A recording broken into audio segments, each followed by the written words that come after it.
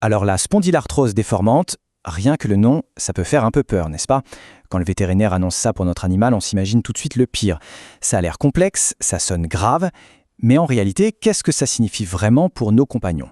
Eh bien, c'est exactement ce qu'on va décortiquer ensemble aujourd'hui. Allez, on y va.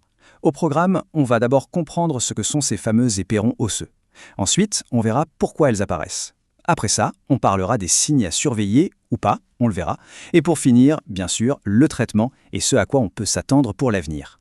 Une petite feuille de route, histoire de transformer l'inquiétude en quelque chose de beaucoup plus clair. Première étape donc, c'est quoi exactement cette condition?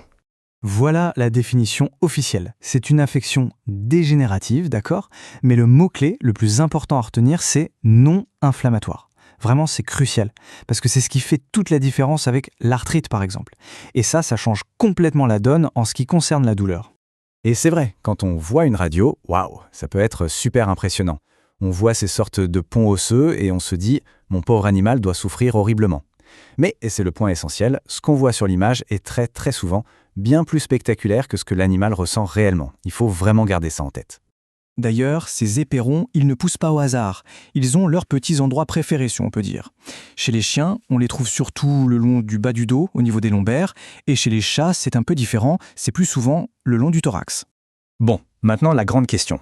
Mais pourquoi est-ce que ça arrive? D'où viennent ces formations osseuses? Eh bien la réponse est assez fascinante.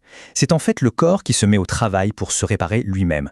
La première chose à comprendre, c'est que c'est une histoire de vieillissement. Voilà, c'est une affection chronique qui vient avec l'âge.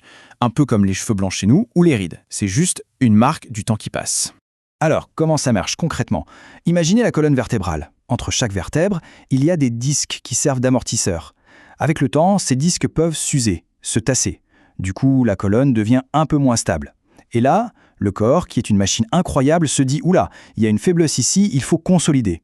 Il se met donc à construire des petits ponts osseux, les fameux éperons, pour relier les vertèbres et stabiliser le tout. C'est comme s'il montait son propre échafaudage pour renforcer la structure. Et qu'est-ce qui peut déclencher ce processus? Eh bien, le vieillissement, on l'a dit, c'est la cause numéro 1, mais ça peut aussi venir de micro-traumatismes répétés, un chien très actif par exemple, ou d'un traumatisme plus important. Et puis il y a aussi une part de génétique, bien sûr. Et il faut vraiment insister là-dessus, c'est quelque chose de très commun. Tellement commun que certains chercheurs pensent que n'importe quel chien, s'il vit assez vieux, finira par en développer. Donc ce n'est pas une maladie rare, c'est presque une partie attendue du vieillissement. Même si ça peut toucher tous les chiens, on a quand même remarqué que certaines races sont un peu plus prédisposées.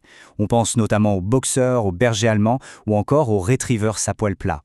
On en arrive à la question des symptômes. Comment savoir si son animal est concerné? À quoi faut-il faire attention? Eh bien, la réponse est assez surprenante et c'est ce qui rend cette condition si particulière. Parce que dans la plupart des cas, il n'y a tout simplement aucun symptôme. Voilà, c'est l'information la plus importante à retenir. La majorité des chiens qui ont une spondylarthrose ne montrent absolument aucun signe de douleur ou de gêne. C'est une condition silencieuse. Et c'est pour ça qu'on parle souvent de découverte fortuite. Le chien va chez le vétérinaire pour toute autre chose, on fait une radio et là, surprise, on voit ces fameux éperons sur la colonne vertébrale alors que ce n'était même pas le sujet. Mettons les choses en perspective. D'un côté, on a le cas le plus courant et de loin. 0 symptôme, une découverte par hasard, et l'animal garde une flexibilité normale. De l'autre côté, beaucoup plus rarement, on a des cas où l'on peut voir une certaine raideur ou une hésitation à sauter. Mais il faut bien comprendre que ce deuxième scénario est l'exception, pas la règle. Pour poser le diagnostic, c'est assez simple. Le vétérinaire va d'abord faire un examen physique. Mais pour être sûr, l'outil numéro 1, c'est la radio. C'est là qu'on voit très clairement les éperons. On ne va chercher plus loin avec des scanners ou des IRM que si vraiment on a une forte suspicion que quelque chose comprime un nerf, ce qui, encore une fois, est très rare. Ok, donc une fois le diagnostic posé, la question qu'on se pose tous c'est « et maintenant, on fait quoi? Quel impact ça a sur la vie de notre animal ?» Parlons un peu du traitement et du pronostic. Et la gestion est en fait très logique. Si l'animal est asymptomatique, donc pas de douleur, pas de gêne, eh bien, on ne fait rien, aucun traitement. C'est simple. Si on observe des symptômes légers, comme un peu de raideur, là, on va agir pour son confort. On fait attention au poids et on peut donner des antidouleurs.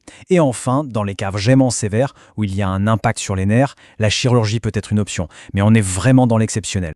On le répète, parce que c'est vraiment le message clé, pour l'immense majorité des animaux, ceux qui n'ont aucune douleur, ce diagnostic ne change strictement rien.